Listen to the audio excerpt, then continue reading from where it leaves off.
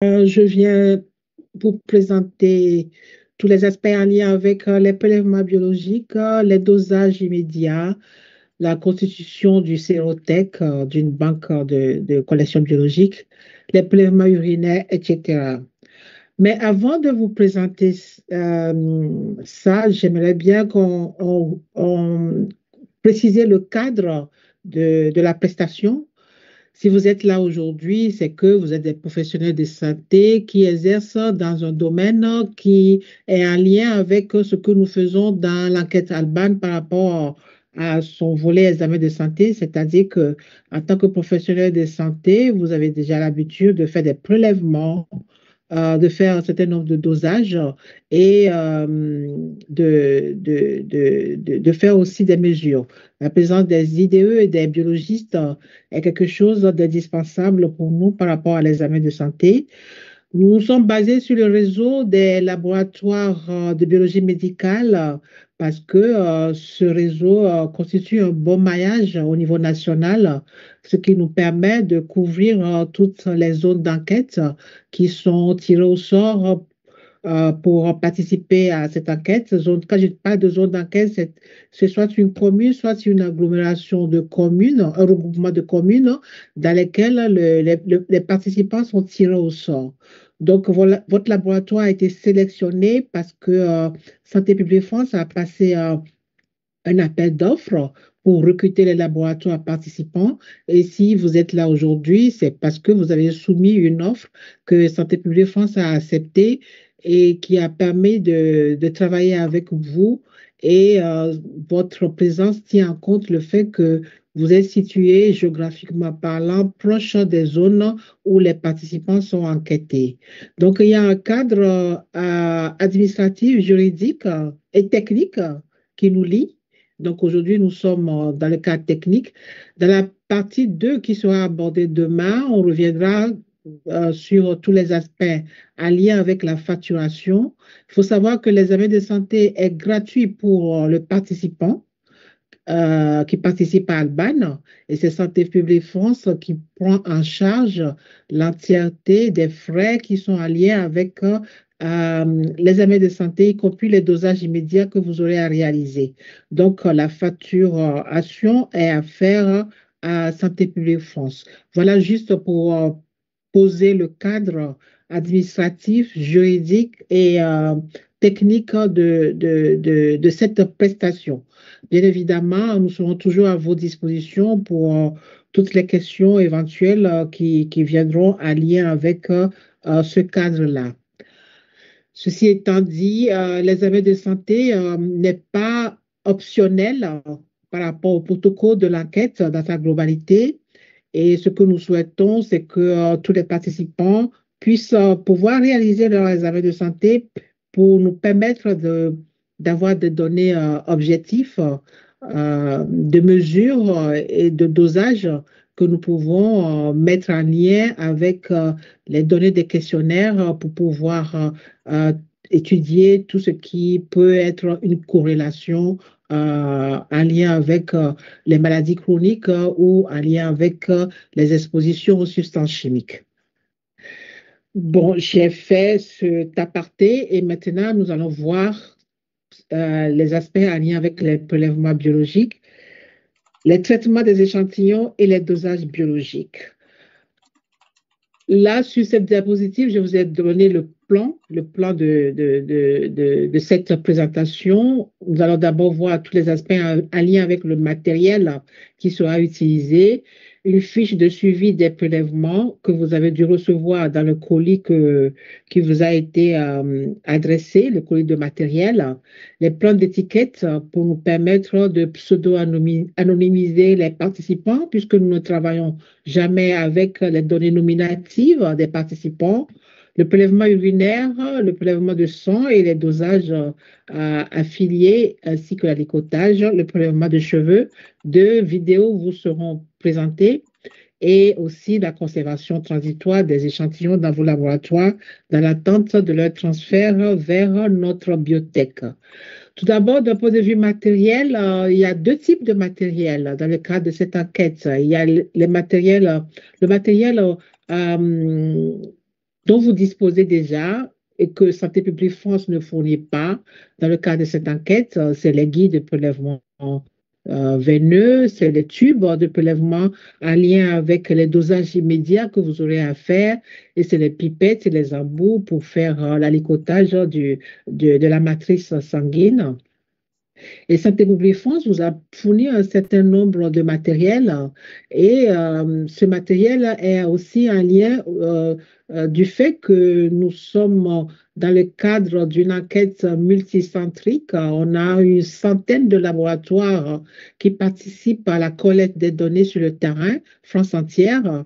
Et dans le cadre de l'assurance qualité, nous avons la nécessité de pouvoir avoir une traçabilité rigoureuse du matériel qui est utilisé, raison pour laquelle on vous fournit des tubes de prélèvement spécifiques à Alban et des tubes, des cryotubes d'alicotage. Donc, par rapport au prélèvement urinaire, dans le matériel que vous avez reçu, vous avez des pots à bouchon blanc qui sont d'un volume plus important que ce que vous avez l'habitude d'utiliser dans vos laboratoires par rapport aux ECBU que vous faites. À ce pot, on a rajouté des sachets opaques qui permettent de garder le prélèvement urinaire à l'abri de la lumière. On vous a fourni aussi le matériel pour le prélèvement de cheveux. Il s'agit d'un scotch, un scotch spécial qui vous permet d'écrire avec un feutre permanent sur le scotch. On vous a fourni une enveloppe rectangulaire blanche dans lequel vous allez déposer les prélèvements de cheveux réalisés, une paire de ciseaux ainsi qu'un gabarit. Ce gabarit est quand même assez important pour vous permettre de mesurer la longueur des cheveux puisque nous n'allons pas faire de prélèvement de cheveux quand les cheveux euh, euh, sont moins de 3,5 cm.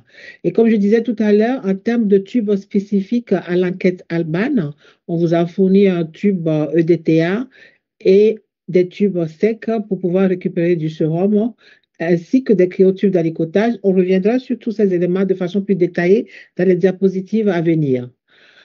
Donc, on a su une enquête quand même de collecte de terrain d'une durée assez longue. Voyez-vous, les premiers recrutements ont commencé depuis le mois de juin, plus précisément vers mi-juin. Et l'enquête, à ce jour, au jour d'aujourd'hui, le terrain doit être terminé en décembre 2026. Notez bien décembre 2026 et non décembre 2025. Donc, nous avons encore plus d'une année de collaboration devant nous avec vous. Donc, c'est des tubes qui ont des dates de péremption. Malheureusement, ces dates de péremption ne couvrent pas la durée du terrain, raison pour laquelle nous allons vous approvisionner de nouveau, je pense, début 2026, des nouveaux tubes avec des dates qui permettront de couvrir l'entièreté de la durée de l'enquête. Donc, nous avons fait des estimations et c'est des estimations assez mathématiques. Donc, qui dit estimation dit variabilité. Nous l'observons déjà, donc je voulais attirer votre attention sur le fait que les consommables qui vous sont fournis, hormis ceux qui ont des dates de péremption, ils ont été fournis en prenant en compte un effectif de participants estimé pour votre laboratoire. Il est possible que cette estimation soit légèrement au-dessus ou en deçà. Mathématiquement parlant, c'est ce qu'on observe dans certaines zones. Les recrutements se passent bien. Du coup, on est un peu au-dessus de nos estimations. Quoi qu'il en soit, n'hésitez pas à nous écrire via l'adresse mail qui est indiquée alban-du6 LBM Santé publique France pour toute demande de réassort ou toute demande en lien avec le matériel qui est fourni par Santé publique France. On vous demande juste de vérifier vos stocks régulièrement de manière à nous faire une demande de matériel au plus juste de la réalité au sein de votre laboratoire. À ce matériel, il y a un certain nombre de documents aussi qui a été fourni dans le colis que vous avez reçu. Il y a du matériel papier. Nous avons fait une fiche de présentation de la réalisation de l'enquête à Alban. Nous avons aussi fait un document de présentation de l'enquête qui vous permettre d'avoir un déroulé de la façon dont l'enquête doit se réaliser. On a mis dans votre colis une fiche de suivi des prélèvements. On reviendra dessus tout à l'heure. C'est notre fiche de traçabilité des échantillons biologiques ainsi que des planches d'étiquettes qui sont en deux versions avec des codes couleurs différents pour pouvoir bien identifier la version adulte qui est différente de la version enfant et pour minimiser au mieux les risques d'erreur, les risques d'attribution qui peut avoir lieu en prenant une étiquette enfant pour un adulte et vice-versa. Le premier point que je voulais voir avec vous cet après-midi, c'est un focus sur l'étiquetage. L'étiquetage, c'est un aspect qui est très important pour nous parce que un échantillon qui n'est pas étiqueté ne peut pas être relié à un participant et c'est un échantillon qui est perdu. Donc, nous avons mis dans votre matériel euh, deux versions de plans d'étiquette, comme je le disais tout à l'heure. Et sur ces plans d'étiquette se trouve un identifiant et c'est l'identifiant qui sera attribué aux participants que vous allez recevoir. Et c'est vous qui êtes maître de l'attribution des identifiants au fur et à mesure que vous recevez les participants. La seule vigilance que nous vous demandons d'avoir, c'est de faire attention à ne pas attribuer une planche adulte à un enfant, par exemple, parce que, bien évidemment, la planche adulte qui est en couleur orange, le AD est pour adulte et la planche enfant qui est en couleur mauve, le EN veut dire enfant. Donc, à chaque fois, c'est C1, AD, underscore, suivi de quatre chiffres. Donc, cet identifiant, c'est notre numéro de confidentialité du participant, puisque, comme je le disais tout à l'heure, nous n'avons pas le droit, avec l'accord CNIL que nous avons reçu et les lois en lien avec le RGBT, nous n'avons pas le droit de travailler avec les données nominatives des participants. Donc, ce numéro de confidentialité permettra d'assurer la traçabilité des échantillons, y compris les documents qui y sont associés. Attention à la bonne version, je l'ai dit tout à l'heure, et vous allez voir dans les diapositives à venir, il y a une utilité pour chaque étiquette.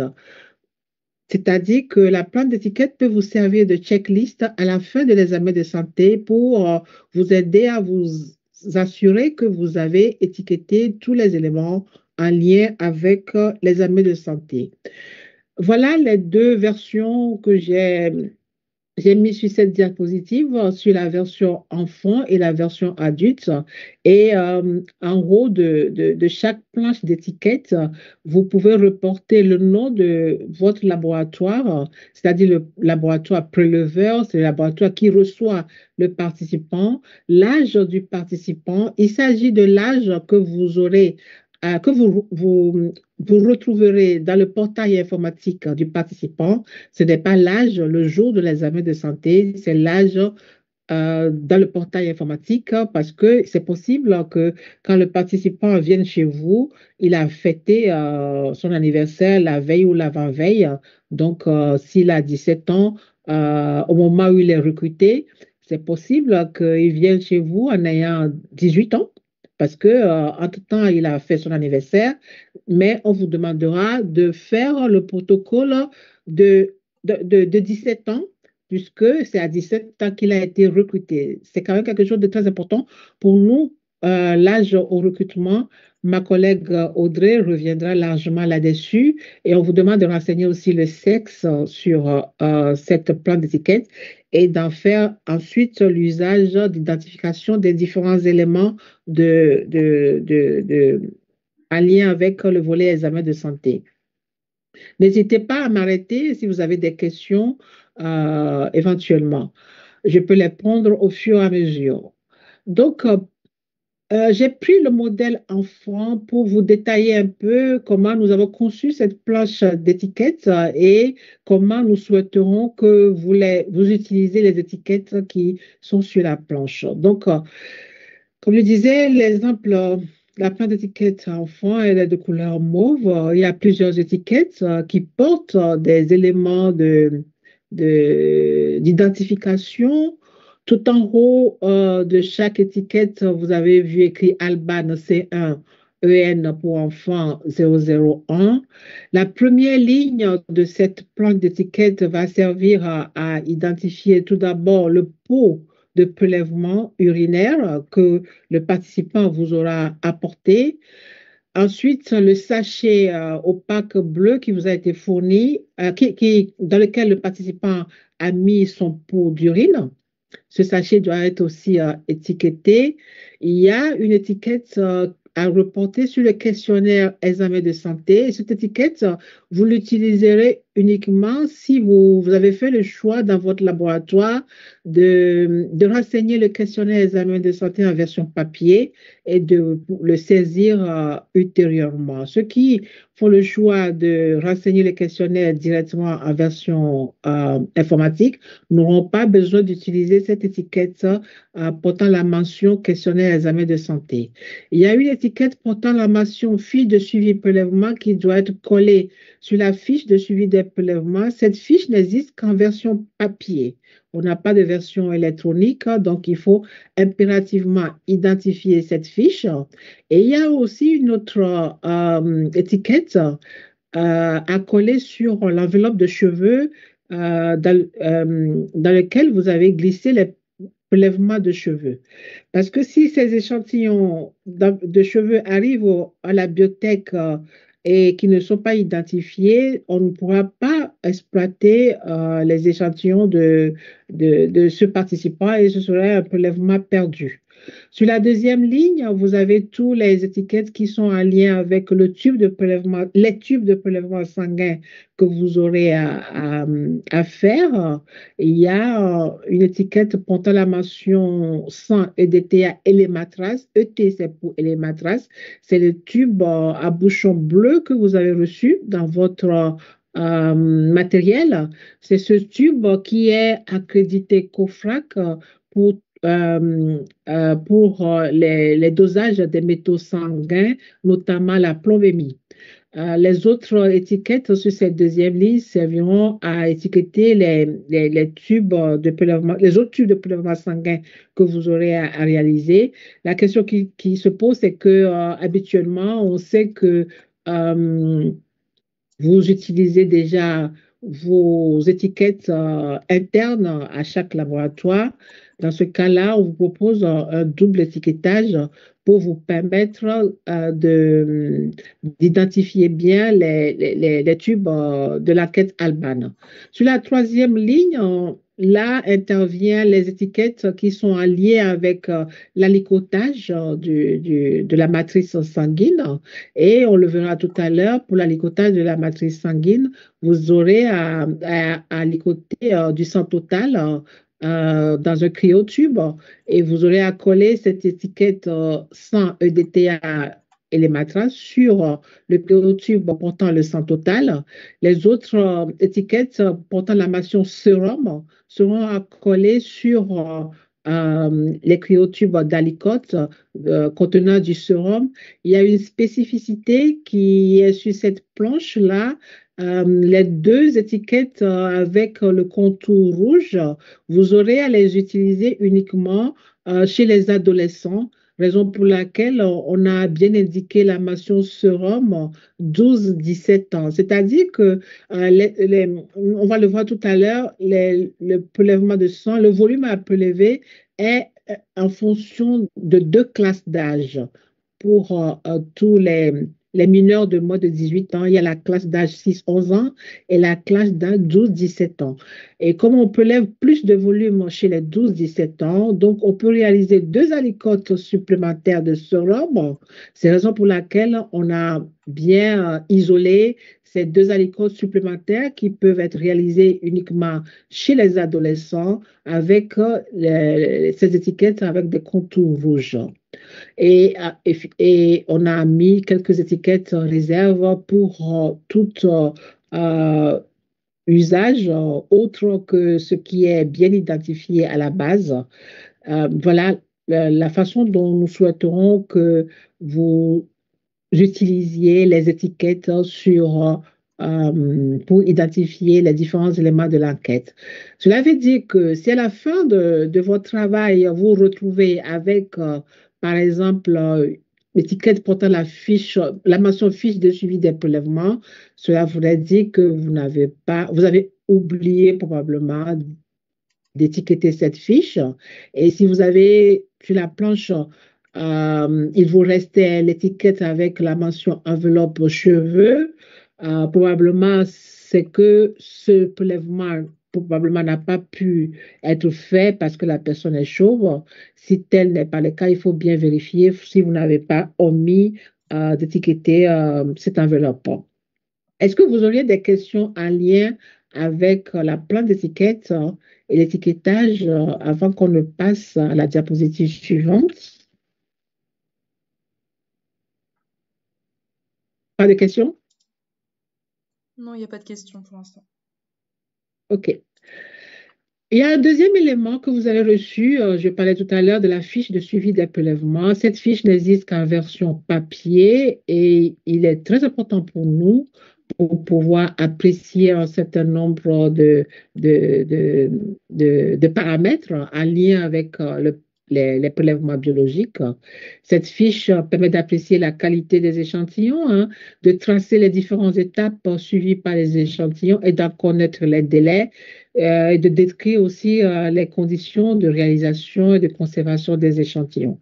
Donc, sur cette fiche, vous avez au milieu un encadré sur lequel vous allez coller l'étiquette portant tout à l'heure, je vous l'ai montré, l'étiquette portant la mention fiche suivie des prélèvements. Vous aurez à renseigner l'âge du participant ainsi que le sexe. Ces deux variables sont très importantes pour nous pour faire des contrôles faire des contrôles de données, puisque nous n'avons pas le droit aux données nominatives.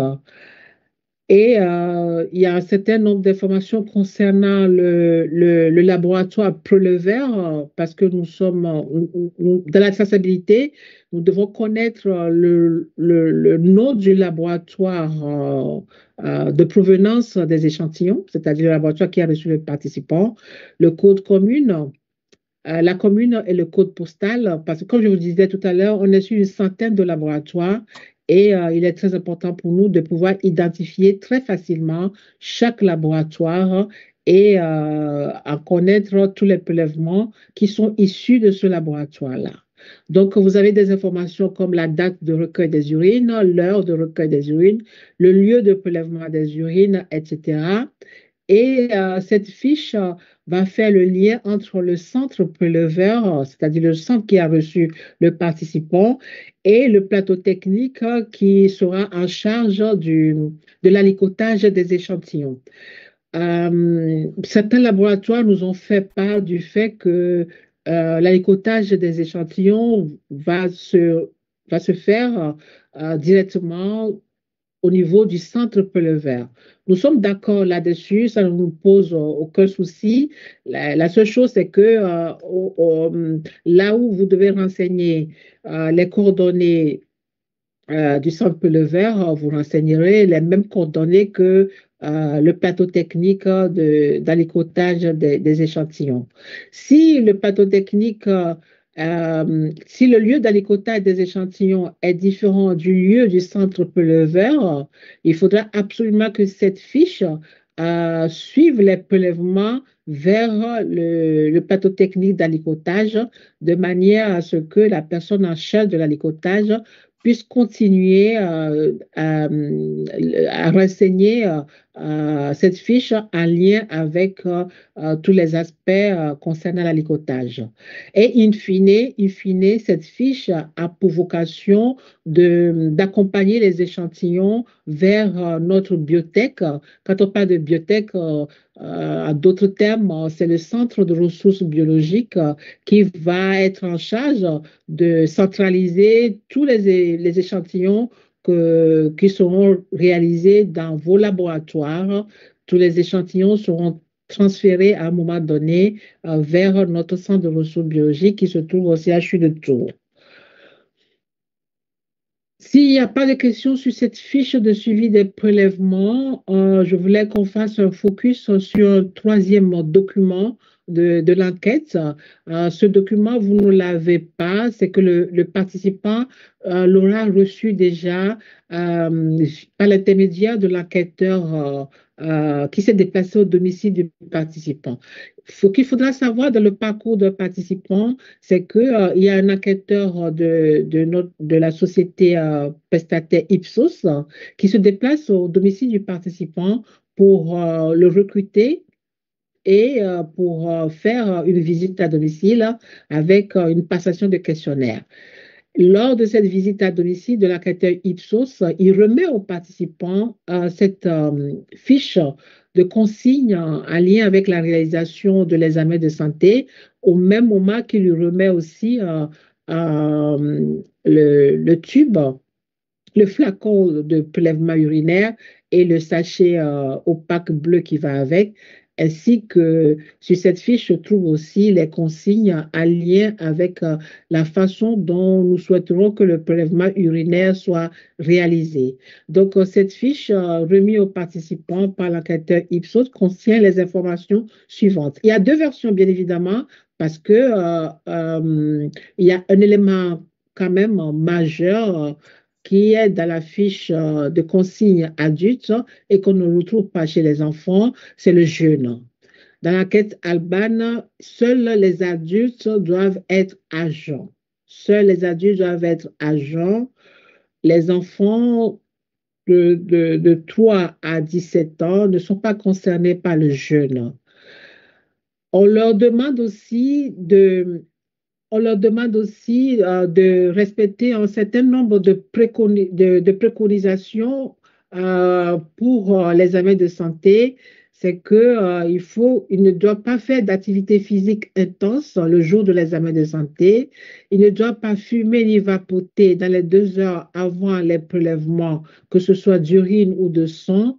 Et il ne doit pas consommer de poissons ou de coquillages, de crustacés, en tout ce qui est en lien avec les produits de la mer dans les 3 jours précédant l'examen de santé. Pourquoi? Parce que la consommation de ces produits entraîne des faux positifs dans le dosage de certaines substances chimiques. En l'occurrence ici, il s'agit de l'arsenic et on leur recommande de ne pas consommer des fruits de mer dans les 3 jours précédents l'examen de santé. On leur demande aussi, dans le cadre du prélèvement de cheveux, de laver leurs cheveux la veille ou le matin de l'examen de santé. Voilà un peu les précautions qu'ils doivent prendre avant la réalisation avant l'examen de santé, avant de venir vous voir dans vos laboratoires. Mais on sait tous que dans le cadre de toutes nos enquêtes, certains participants ne respectent pas forcément toutes les consignes qu'on leur donne. Et il se pourrait qu'il y ait des participants qui viennent au laboratoire, en l'occurrence les adultes, et qui ne soient pas à jeun. Dans ce cadre-là, on vous demande de faire l'examen de santé, y compris la prise de sang, de faire tous les dosages. Et c'est Santé publique France, au moment où il aura à exploiter les données, il mettra en place des critères d'exclusion en fonction du type de dosage et en fonction de différents paramètres, au fait. Donc, dans tous les cas, vous aurez à faire l'examen de santé, même si la personne n'est pas à jeun. Vous aurez à faire le prélèvement de cheveux, même si la personne n'a pas lavé ses cheveux, et vous aurez à récupérer ses urines, même si il a consommé les poissons, les fruits de mer dans les 3 jours avant l'examen de santé. Pas de questions? S'il n'y en a pas, on va voir le prélèvement d'urine. Dans le cadre des enquêtes épidémiologiques de ce genre, surtout en lien avec la biosurveillance, la surveillance des expositions de l'exposition aux substances chimiques, nous sommes dans le cadre d'un protocole qui nécessite à ce que le participant lui-même recueille ses urines le matin au moment du réveil. On considère que c'est des urines qui auront séjourné pendant plus longtemps dans la vessie et aussi, ça nous permet d'avoir une concentration nécessaire pour pouvoir détecter certaines substances chimiques qui peuvent être à des concentrations très faibles dans les urines. Donc, le protocole demande à ce que le participant, recueillant ses urines le matin, du jour de l'examen de santé, vous l'apporte et pour ce prélèvement urinaire, nous leur avons fourni ce tube-là qui se trouve, ce flacon-là qui se trouve sur la diapositive à bouchon rouge. C'est un pot d'urine qui a un volume de 200 millilitres, donc il est plus volumineux que vos tubes de CBU.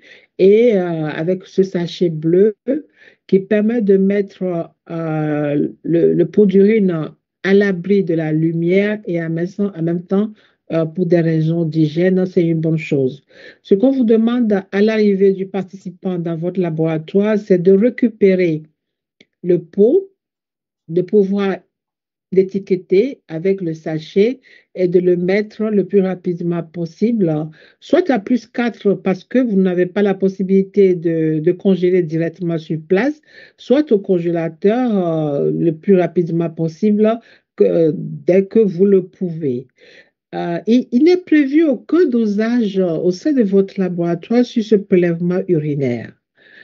Tous les dosages en lien avec le prélèvement urinaire vont être réalisés par Santé publique France de façon centralisée ultérieurement. Donc, s'il y a quand même, on a laissé une porte un plan B, je dirais, c'est que si les participants arrivent dans votre laboratoire et il a oublié probablement, il a fait son recueil urinaire le matin, mais il a oublié de vous l'apporter ou il a oublié carrément de le faire, peu importe.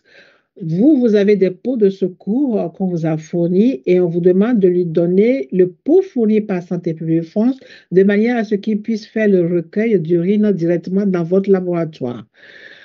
Vous allez me dire, oui, ben, c'est plus le jury du matin. Oui, on a conscience de cela, mais on préfère en recueillir, en récupérer dans la mesure du possible directement dans le laboratoire.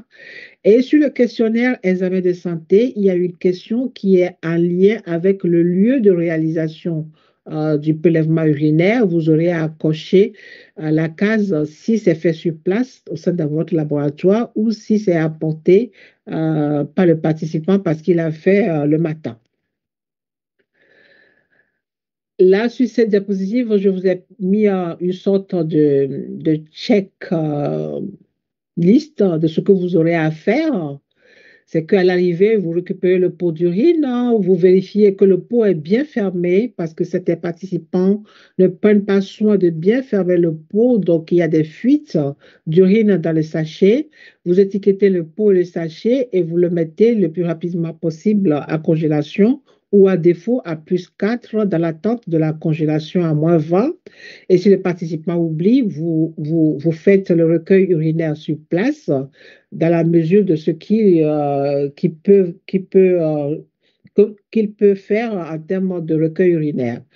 Donc, la consigne qui est donnée aux participants, c'est aussi de pouvoir remplir le pot d'urine aux 3/4. Pourquoi le 3/4? C'est que, il est important pour nous d'avoir un volume assez conséquent d'urine pour faire le dosage de toutes les substances chimiques que nous avons prévues dans le cadre de cette enquête et qui sont plutôt consommateurs de matrices urinaires que des dosages de routine qui peuvent être faits sur les urines.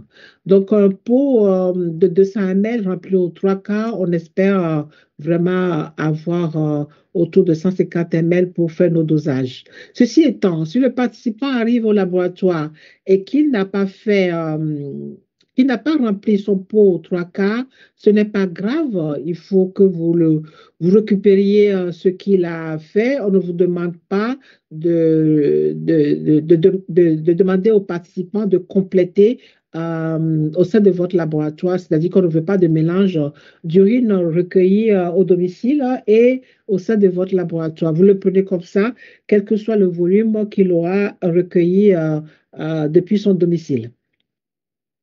Est-ce qu'il y a des questions en lien avec le prélèvement d'urine avant qu'on ne voit le prélèvement de sang?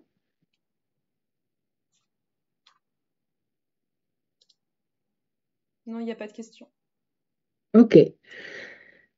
Là, je vais vous présenter le recueil. Tout à l'heure, j'ai oublié de le dire. Le prélèvement d'urine concerne tous les enfants à partir de 3 ans.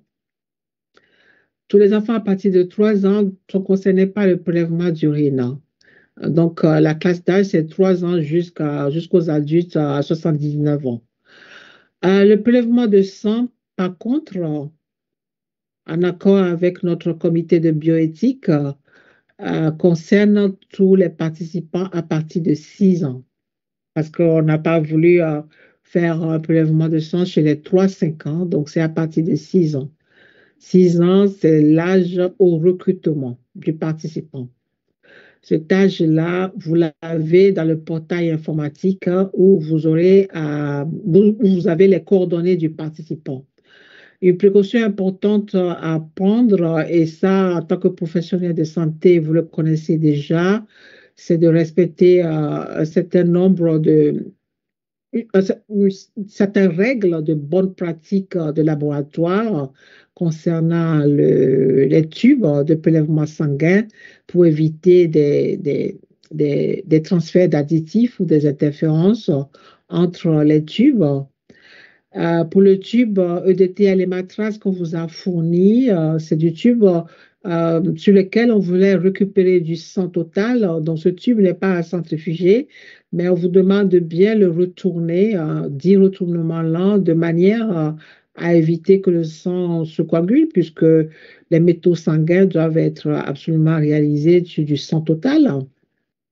Et pour le tube sec qu'on vous a fourni, il est demandé une attente d'au minimum 30 minutes avant la centrifugation. C'est le temps nécessaire pour la coagulation. Et les tubes secs fournis par Santé publique France, on vous demande aussi de les mettre à l'abri de la lumière. Pourquoi? C'est à cause des dosages des vitamines, en l'occurrence la vitamine D, dont la recommandation est de pouvoir absolument garder les tubes à l'abri de la lumière. Ceci étant, une fois que l'alicotage est fait et que vous avez mis les cryotubes d'alicote de sérum dans les cryoboîtes, ils sont à l'abri de la lumière. L'étape qu'on vous demande ici, c'est juste après le prélèvement, il faudra absolument les mettre à l'abri de la lumière, soit dans une boîte hermétique non transparent, opaque, soit dans du papier alu, selon les possibilités que vous avez dans votre laboratoire. Et bien évidemment, on vous demande absolument, ça concerne aussi vos propres tubes, de pouvoir stocker les tubes entre une température de 4 et 25 degrés à l'abri d'une exposition directe au soleil.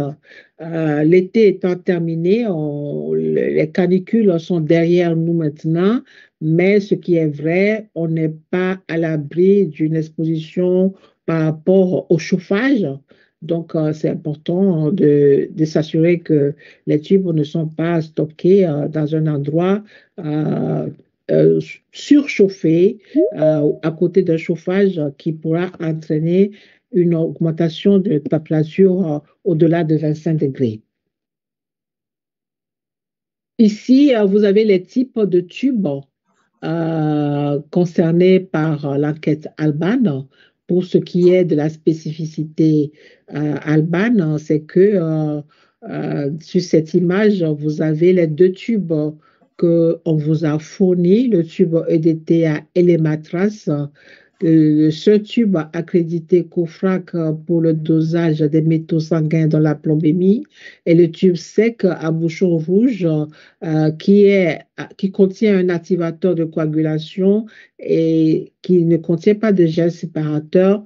Nous avons fourni les mêmes références de tubes à tous les laboratoires de manière à uniformiser les types de tubes.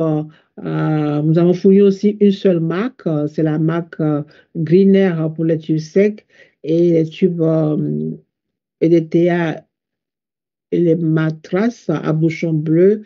Je crois que c'est la marque BD. À côté de ces deux tubes, dont aucun dosage, j'ai des échos.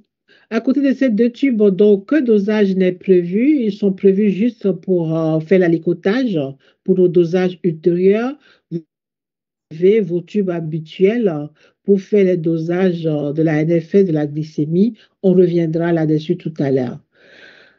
Alors, il y a un cadre avec des arrêtés qui existent quand on fait des enquêtes type Alban. C'est le code de la santé publique qui l'impose. C'est que depuis le 17 février 2021, il y a un arrêté qui nous impose un certain nombre de volumes de sang à prélever en matière de recherche.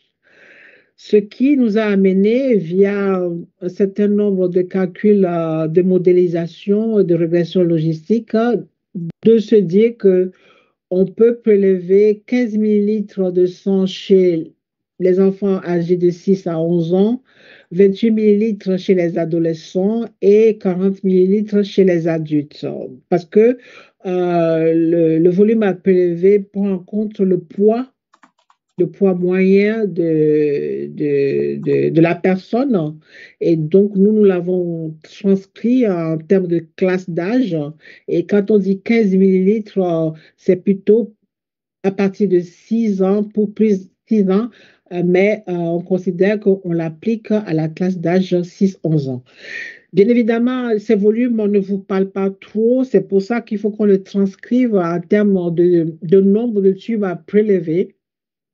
Et en termes de nombre de tubes à prélever, chez les 6-11 ans, cela nous amène à 2 tubes secs de 6 ml, c'est le tube fourni par Santé publique France, et un tube DTA et les matras. Et chez les adolescents, cela nous amène à, à 3 tubes de 6 ml et un tube DTA. Et comme en termes de volume, on peut prélever plus de sang chez les adultes, ce qui nous permet aussi de faire plus de choses chez les adultes, plus de dosage chez les adultes que chez les enfants. On arrive à 5 tubes secs de 6 ml, un tube DTA K2. Vous aurez aussi à prélever un tube DTA pour la NFS et l'hémoglobine glyquée, qu'on vous demande de faire en immédiat, et un tube pour la glycémie, le bilan lipidique et la créatinémie. Vous allez me poser la question, mais chez les enfants, on doit faire la NFS. Comment on fait chez les enfants pour la NFS? C'est que chez les enfants et les adolescents, pour la NFS, nous vous faisons cette proposition suivante. C'est la proposition suivante qui consiste à ce que vous puissiez faire la NFS chez les enfants et les adolescents sur le reste du tube de TAK2 et les matras prélevés. Malheureusement, sur le marché, ce tube, quel que soit le fournisseur d'ailleurs, n'existe qu'en 6 ml. Le tube de TTA et les matras à bouchon bleu roi n'existe qu'en 6 ml. Sinon, on vous aura donné un volume plus faible. Mais on n'utilise que 2 ml de sang total pour les métaux sanguins, raison pour laquelle on vous propose d'utiliser le reste de ce tube pour faire la NFS chez les enfants et les adolescents. Ceci étant, si vraiment ça vous contrarie trop, parce que vos process ne sont pas du tout adaptés pour ça, on peut l'entendre, mais on vous demande absolument, dans ce cas-là, de prélever un microtube pour les enfants parce que la NFS tout seul ne demande pas un volume important. Donc voilà, toujours dans le cadre de ne pas prélever un volume trop important de tubes, surtout chez les 6-11 ans, où c'est quand même assez limite. Donc, une fois les prélèvements sont faits, vous connaissez tous la règle concernant les tubes secs, un temps de coagulation nécessaire. Le tube DTA, un retournement lent pour homogénéiser de manière à éviter la coagulation. Le tube DTA, les matraces n'est pas à centrifuger. Le tube sec à bouchon rouge est à centrifuger à 10 minutes entre 2000 et 2200 G, entre 15 et 20 degrés. Ceci étant, si vos automates sont déjà, vos centrifugeurs, je voulais dire, sont déjà programmés sur un programme qui va jusqu'à 21 degrés, pour nous, il n'y a aucun souci de pouvoir utiliser un programme existant sur votre centrifugeuse si ça reste dans un range, dans comment dire, un intervalle, pardon, de 2000 à 2200 G. Si c'est 2100 G, c'est très convenable. Si c'est 11 minutes au lieu de 10 minutes, il n'y a aucun souci pour cela. Si c'est 21 degrés au lieu de 20 max, franchement, c'est des dépassements qui restent encore acceptables. Qu'est-ce qu'on vous demande de doser en termes de dosage biologique immédiat? Nous utilisons le terme immédiat pour dire les dosages biologiques qui sont faits directement sur place. Vous voyez sur ce tableau-là que chez les enfants et les adolescents, vous avez que la numération formule sanguine à réaliser. Par contre, chez les adultes, en plus de la numération formule sanguine, on vous demande de réaliser un bilan lipidique complet, prenant en compte les deux fractions de cholestérol, le HDL et le LDL, ainsi que les triglycérides. Un point très important de vigilance à avoir ici, c'est que dans le cadre de l'enquête Alban, on vous demande de nous fournir les résultats du LDL calculé, le calcul via la formule de Friedval. Bien évidemment, si les triglycérides sont inférieurs à 3,5 grammes par litre. J'insiste un peu là-dessus parce que je sais que dans vos et puis certains laboratoires peuvent mesurer le LDL, mais nous, on reste sur le LDL calculé, donc on ne veut pas des résultats du LDL mesuré. On vous demande de faire la créatinémie, la glycémie, ainsi que l'hémoglobine glyquée. Bien évidemment, ma collègue Audrey reviendra largement là-dessus. Concernant la NFS, nous, les paramètres qui nous intéressent dans la numération formule sanguine, c'est les éosinophiles, les neutrophiles et l'hémoglobine. C'est les trois paramètres qui nous intéressent, mais ma collègue Audrey, au moment où il va vous expliquer la procédure de renvoi des résultats à Santé publique France, reviendra sur ces paramètres-là. Donc, j'insiste encore là-dessus. Si le participant n'est pas agent, il faudra quand même faire ces différents dosages, y compris la glycémie. Sur les questionnaires examens de santé, il vous sera demandé de mentionner ce que la personne aura consommé. Bien, bien évidemment, nous ne sommes pas dans le cadre d'un examen de diagnostic. Nous sommes bien dans le cadre d'une enquête épidémiologique, mais on a conscience qu'il peut y avoir un bénéfice pour le participant de participer à l'enquête et ce bénéfice passe aussi par le fait que on vous demande de rendre les résultats aux participants selon vos procédures habituelles de rendu des résultats aux participants ou à vos patients habituels. Et et de nous envoyer les résultats des dosages immédiats via une procédure sécurisée d'envoi de données qui va vous être présentée dans la deuxième partie de la formation. Aujourd'hui, il est très important qu'on ne puisse plus recevoir, comme on le faisait il y a quelques années, des données, des résultats par mail avec des pièces jointes. Donc, la procédure sécurisée permet tout justement, excusez-moi le terme, de sécuriser l'envoi des données. Est-ce que vous auriez des questions en lien avec ces dosages immédiats?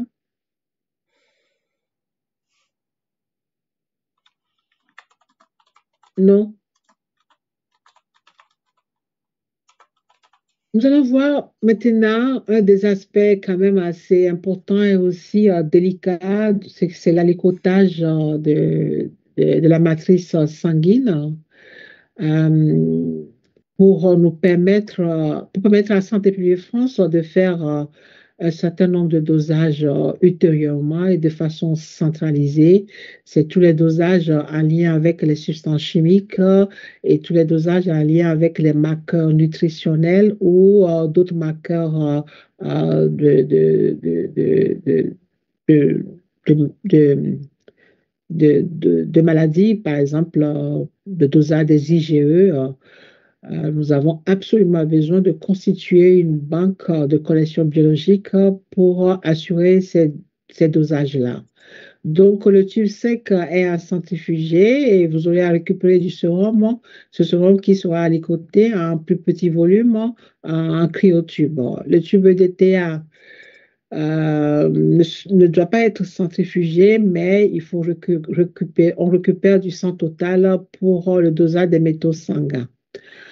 Alors, compte tenu de certains paramètres biologiques qui seront dosés dans cette enquête, en l'occurrence certains micronutriments ou vitamines, on vous demande on vous recommande vivement de respecter un délai entre le prélèvement et l'alicotage.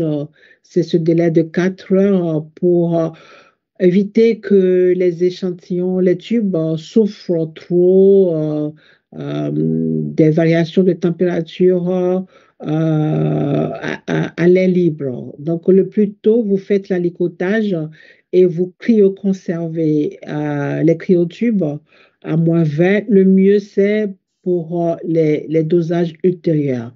C'est-à-dire que tout ce qui est bien fait pendant cette phase préanalytique est important pour garantir aussi la validité de certains dosages ultérieurs. Donc, les cryotubes qui vous sont fournis, on a deux volumes, des cryotubes de 2 ml pour un volume utile de 1,8 ml et des cryotubes de 1,2 ml pour un volume utile de 1 ml. À ces deux volumes différents, on vous a fourni des cryotubes de code couleur de bouchon différents aussi.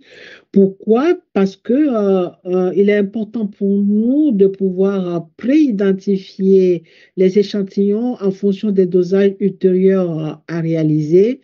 Et ce travail de respecter les codes couleurs de bouchon et les volumes des cryotubes est aussi important pour faciliter le travail de la biotech qui aura à récupérer des échantillons d'une centaine de laboratoires qui aura à les trier et à faire des reconstitutions selon les types de dosages à faire.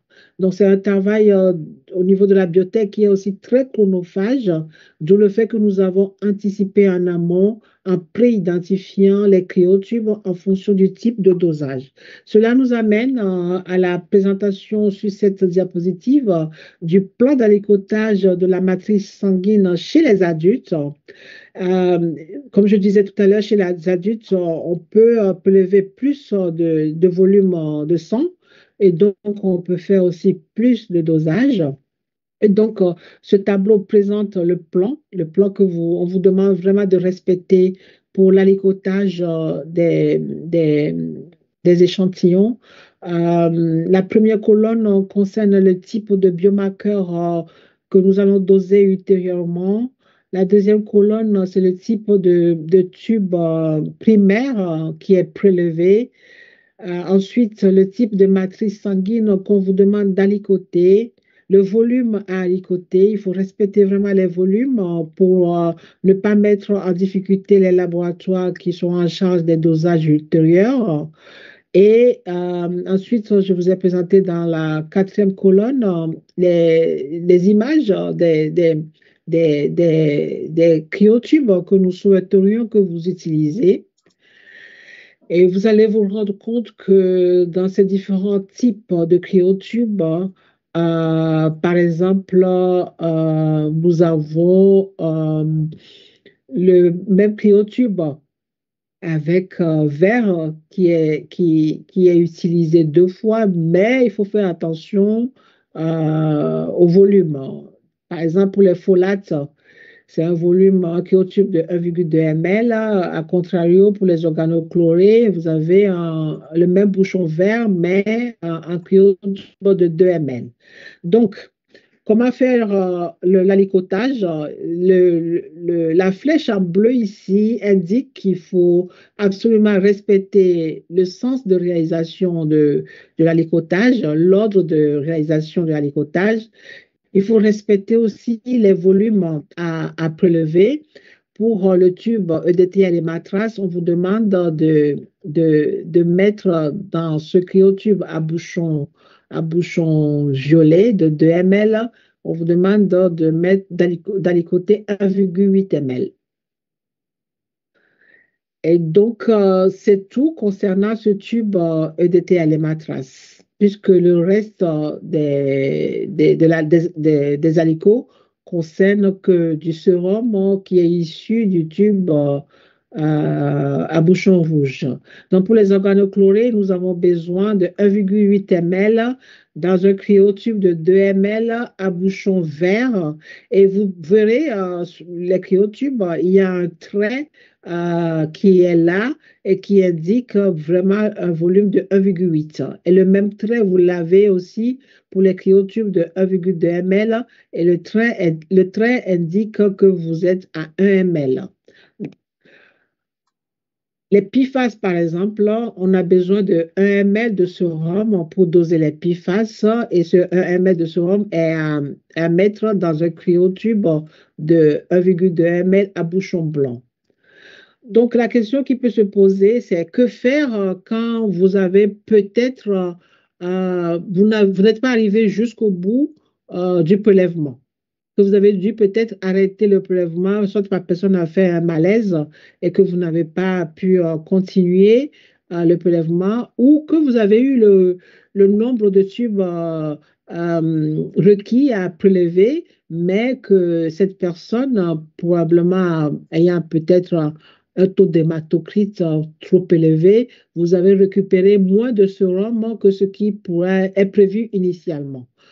Ce qu'on vous demande, c'est d'alicoter dans l'ordre qui est prévu, de respecter les volumes et c'est probable que le tout dernier alicot ne soit pas réalisé parce que vous n'avez plus de sérum ou les deux derniers parce que vous n'avez plus de sérum. Ce n'est pas grave si vous n'êtes pas arrivé jusqu'au bout de l'alicotage. Ça, c'est la version adulte concernant le plan d'alicotage.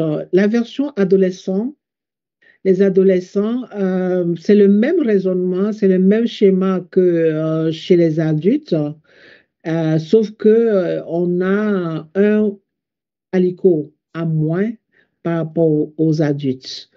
Donc, même raisonnement, même schéma, respecter les volumes et respecter le type de cryotube en fonction du type de dosage ultérieur à réaliser. Vous avez vu que chez les adultes, on peut aller jusqu'à 2 cryotubes à stocker en biotech, des cryotubes de réserve, alors que chez les adolescents, on n'a prévu qu'un seul. Je parle du dernier cryotube à alicoter.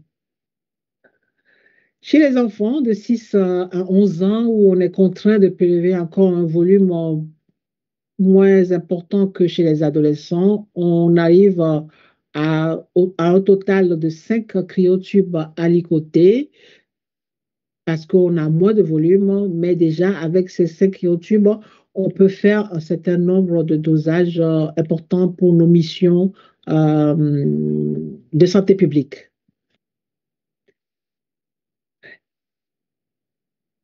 Alors, comme je l'ai fait pour le prélèvement urinaire, encore ici, pour l'alicotage, il y a une sorte de checklist. C'est-à-dire qu'en amont de l'alicotage, vous aurez à préparer le matériel nécessaire pour cela. Vous aurez à étiqueter tous les cryotubes d'alicotage. Il faut le faire en amont pour ne pas l'oublier une fois que vous avez fini l'alicotage. Et vous rangez les cryotubes sur un portoir dans l'ordre de réalisation des alicotes et vous procédez à l'alicotage en respectant les volumes et l'ordre. Et il vous est demandé d'utiliser exclusivement les cryotubes fournis par Santé publique France.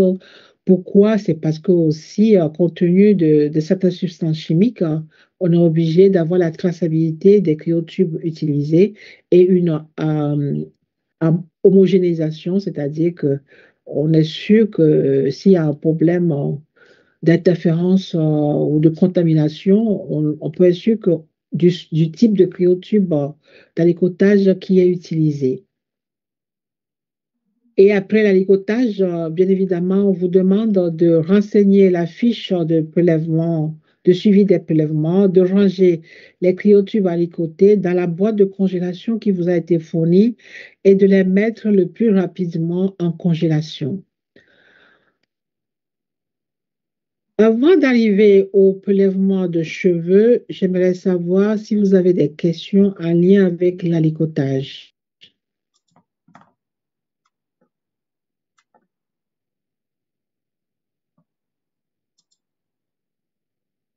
Je vois Un pas de élément questions important, dans la conversation. d'accord. Un élément important aussi à ne pas perdre de vue au cas où l'alicotage n'est pas réalisé au centre préleveur et que c'est deux personnes différentes qui s'en occupent, ces deux personnes doivent absolument communiquer entre eux de manière à assurer toute la traçabilité des échantillons. Et le plus souvent, la question qu'on nous pose, c'est en lien avec la conservation des échantillons.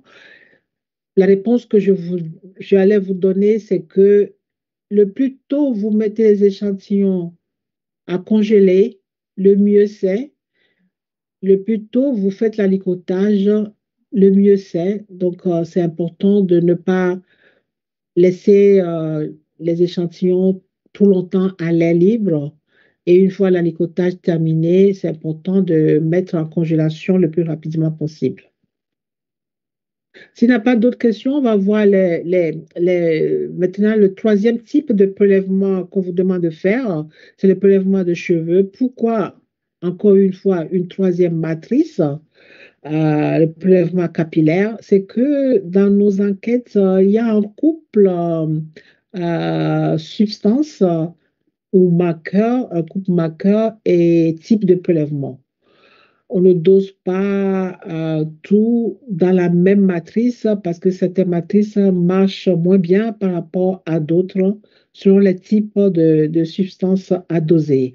En l'occurrence, ici, dans le cadre de l'enquête Alban, pour ce qui est du prélèvement de cheveux, on va doser du mercure et la meilleure matrice pour doser du mercure avec une fenêtre d'exposition de 3 mois, c'est les cheveux. Donc, c'est un prélèvement qui est non invasif, qui est fait chez les participants à partir de 3 ans. C'est un prélèvement qui est bien accepté dans la plupart de nos enquêtes antérieures, sauf contre-indication. Et c'est un prélèvement qui reflète d'autres fenêtres d'exposition que nous n'arrivons pas à capter, par exemple, avec un prélèvement urinaire. Euh, je vais demander du coup à Audrey. On a 2 vidéos en lien avec ce prélèvement. Une vidéo pour les cheveux longs de plus de 5 cm et une autre vidéo pour les cheveux courts entre 3,5 et 5 centimètres. Et on va vous présenter les deux vidéos et je vais demander à ma collègue Audrey de les lancer l'une après l'autre. Oui, alors. Donc, la première vidéo, c'est. Donc, comme disait Amivis, les prélèvements de cheveux, c'est à partir de 3 cm et demi de cheveux. La première vidéo là, que je vous présente, c'est la procédure pour les cheveux courts. Donc, on a estimé entre 3 cm et demi et 5 cm. Et la deuxième vidéo, ce sera pour les cheveux longs. J'espère juste que ça va fonctionner, comme je suis en train d'enregistrer en même temps. Ah mince, alors je le fais, laisse tomber, je le fais. Non, je pense que ça va aller, mais sinon tu me dis si ça marche pas.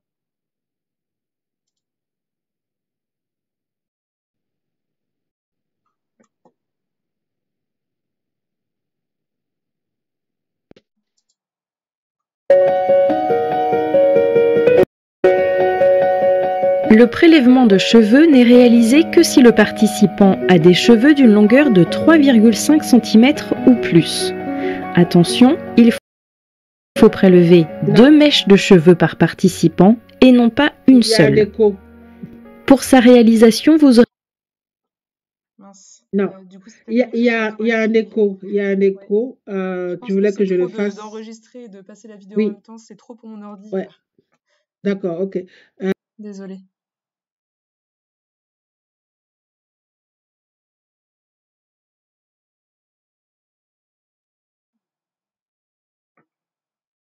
Est-ce que tu veux que je le partage à Mivi?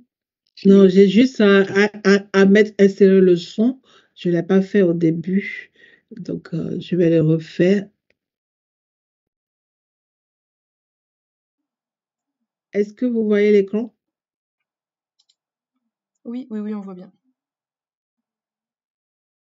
D'accord. Oui, Et on du voit. coup, très bien. Merci. Le prélèvement de cheveux n'est réalisé que si le participant a des cheveux d'une longueur de 3,5 cm ou plus.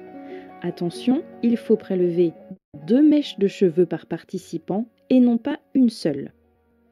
Pour sa réalisation, vous aurez besoin d'un feutre permanent, d'une paire de ciseaux à bourron, d'une enveloppe blanche, de scotch et de la planche d'étiquette. L'ensemble de ce matériel est fourni par Santé publique France. Commencez par décoller sur la planche d'étiquette du participant l'étiquette enveloppe cheveux et collez-la sur l'enveloppe. Demandez au participant de s'asseoir dos à vous et de baisser légèrement la tête vers l'avant. Isolez une première mèche de cheveux d'un côté du crâne à hauteur d'oreille. Le diamètre de cette mèche doit être d'environ 3 mm. Veillez à ce que les 3 cm les plus proches du cuir chevelu ne soient pas recouverts de scotch en vous aidant du gabarit fourni. Fixez la mèche avec du scotch. Refermez le scotch. Coupez la mèche avec les ciseaux le plus près possible du cuir chevelu d'un unique coup de ciseau.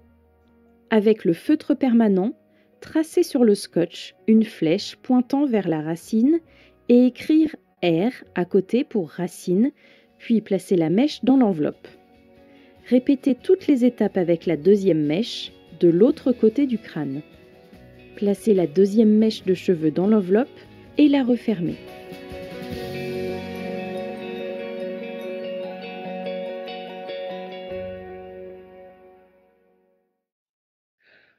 Vous avez dû vous rendre compte, ce qu'on vient de vous passer, c'est la vidéo pour le prélèvement de cheveux courts, c'est-à-dire le prélèvement des cheveux qui ont une longueur entre 3,5 et 5 cm.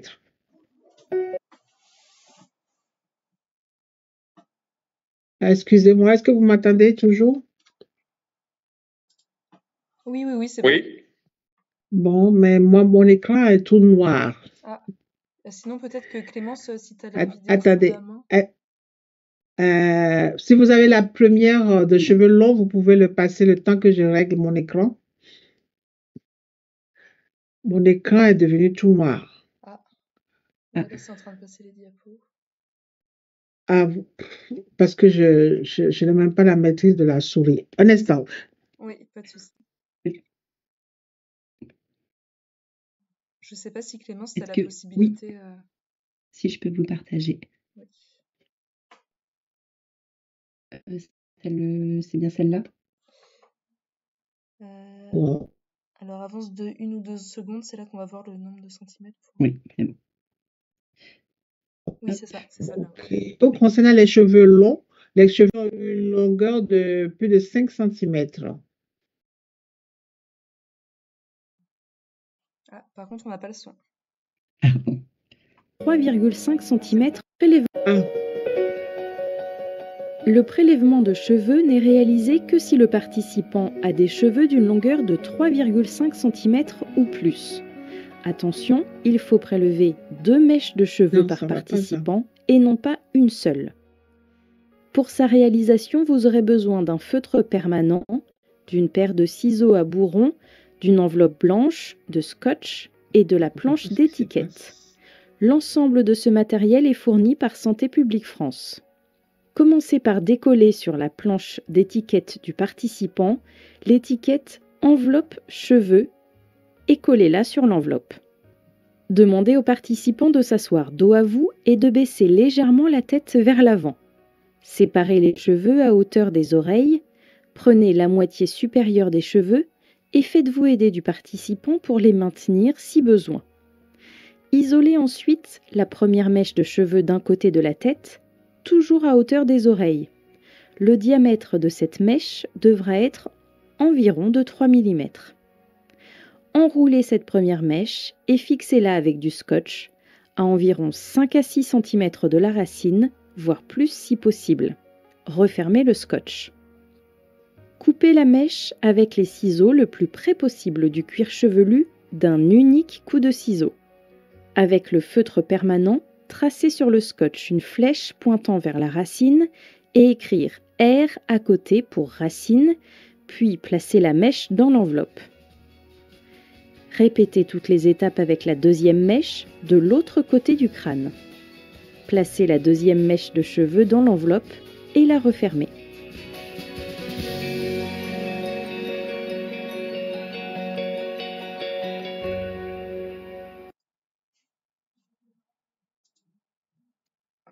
Est-ce qu'Amivi, tu as pu retrouver ton écran? Bon. Quelqu'un a partagé, je crois, c'est ça? Oui, c'est ça, Clémence a partagé la vidéo. Très bien, merci beaucoup. Je vais peut-être repartager. Est-ce que vous voyez mon écran? Oui, c'est bon. Oui. Et,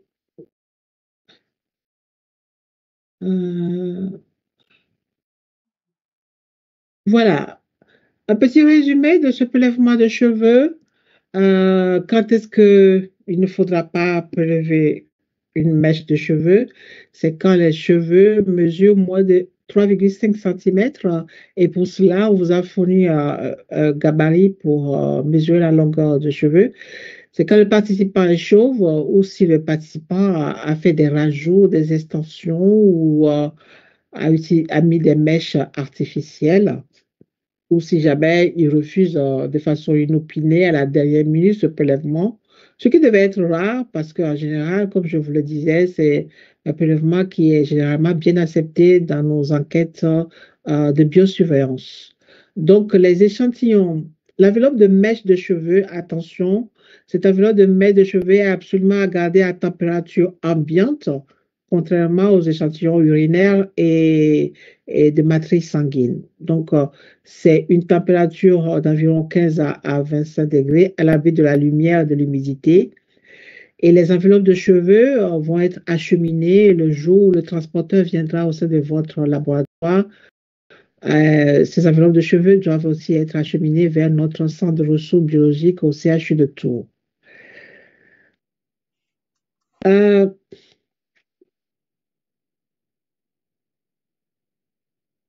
J'ai un gros souci avec mon écran qui fait beaucoup de caprices. Dans le cadre de l'enquête Alban, et pour des raisons d'assurance qualité et de contrôle de certaines variabilités en lien avec d'éventuelles contaminations des échantillons, nous réalisons ce qu'on appelle des échantillons témoins. Il s'agit d'utiliser de l'eau ultra pure qui est fournie par Santé publique France à la place des matrices biologiques, que ce soit urinaires ou sanguines, et de simuler le process avec ces échantillons neutres de manière à s'assurer qu'il n'y a pas de problème de contamination du contenant, que ce soit de collecte ou de conservation. Donc, tous les laboratoires ne sont pas concernés par la réalisation des échantillons témoins. Donc, on reviendra vers les laboratoires qui seront tirés au sort, puisque dans toutes nos enquêtes, on met toujours une part d'aléatoire. Donc, on aura fait un tirage au sort des laboratoires qui seront concernés par la réalisation des échantillons témoins et en ce moment-là, on vous présentera le protocole de façon plus détaillée de comment ces échantillons témoins devront être réalisés. Donc, pour nous, comme je disais, c'est de pouvoir s'assurer qu'il n'y a pas de contamination du contenant qui a contaminé le contenu et que ce qu'on dose est réellement issu de ce qui se trouve dans le corps de l'individu. En l'occurrence, certains dosages de substances chimiques comme les phtalates et les biphénols, on est obligé de faire ce process d'assurance qualité pour faire la part des choses si vraiment il y a une contamination extérieure. Là, je vais vous parler du transport des échantillons. Le transport des échantillons, vous avez vu l'enquête d'une durée assez longue. On est ensemble jusqu'en décembre 2026 au moins. On vous demande de recueillir, de récupérer des prélèvements d'urine, de faire l'alicotage de la matrice sanguine, des prélèvements de cheveux. Et on vous demande aussi de conserver ces échantillons dans vos laboratoires dans l'attente de l'organisation de leur transfert vers la biotech. Cette organisation des transferts que Santé publique France aura à prendre en charge. Vous n'avez rien à faire, c'est Santé publique France qui viendra vers vous dans un mail spécifique dédié pour vous expliquer l'organisation des transports. En réalité, on a prévu 3 transferts d'échantillons sur toute la durée de l'enquête. Le premier transfert aura lieu fin décembre, début janvier. Pardon, début décembre, fin novembre, début janvier, je me trompe. Fin novembre, début décembre, pardon. Fin novembre, début décembre, Santé publique France aura à transférer les premiers échantillons que vous aurez stockés dans vos laboratoires vers la biotech. On a conscience que nous sommes le 15 octobre, vous êtes formés à ce moment-là, mais dans tous les cas, début décembre, on aura à transférer les échantillons, quel que soit le nombre de participants que vous aurez réalisé. Donc, stockage des échantillons de façon transitoire dans vos laboratoires, cela demande à ce que vous ayez des capacités de stockage nécessaires aussi pour cela. Et si jamais vous êtes en difficulté en termes de capacité de stockage dans les centres préleveurs, vous pouvez voir avec les plateaux techniques éventuellement pour avoir une capacité de stockage beaucoup plus grande. C'est des transports sous cabot-glace, c'est des transports France entière, donc ça nécessite une certaine organisation de notre part, raison pour laquelle on ne peut pas transporter trop régulièrement et qu'on a mis des périodes bien définies pour organiser les transports. Sur cette diapositive, je vais vous présenter un récapitulatif d'un circuit ou de la vie des prélèvements. le participant qui arrive au sein de votre laboratoire sera pris en charge par vos soins et vous aurez à faire un prélèvement de sang, un prélèvement, l'urine vous est apportée. Si tel n'est pas le cas, vous le faites faire sur place et vous aurez à faire le prélèvement de cheveux. Les trois types de prélèvements sont indispensables pour nous. Le participant n'aura pas à choisir dans le cadre du protocole ce qu'il a envie de faire ou ce qu'il veut faire et ce qu'il ne veut pas faire. Nous souhaiterons que tout le protocole soit réalisé, y compris l'ensemble des prélèvements biologiques. Ensuite, ces échantillons seront pris en charge soit au centre préleveur, si c'est celui-ci qui réalise l'alicotage, soit au plateau technique. Dans tous les cas, il y a l'alicotage qui doit être fait selon le protocole que je vous ai présenté tout à l'heure. Le stockage transitoire dans vos laboratoires pendant un certain temps avant le transfert vers notre centre de ressources biologiques. Sur les prélèvements réalisés, il y a un certain nombre de dosages immédiats que vous aurez à faire. Et ensuite, Santé publique France organisera un transport des échantillons conservés dans vos laboratoires vers notre centre de ressources biologiques. Et le centre de ressources biologiques, pendant le relais de votre travail, en réorganisant les échantillons et en les conditionnant de manière à ce qu'ils puissent être envoyés vers les laboratoires centralisés des dosages, que ce soit des dosages nutritionnels comme la ferritine, la transférine ou de vitamines ou des dosages de substances chimiques.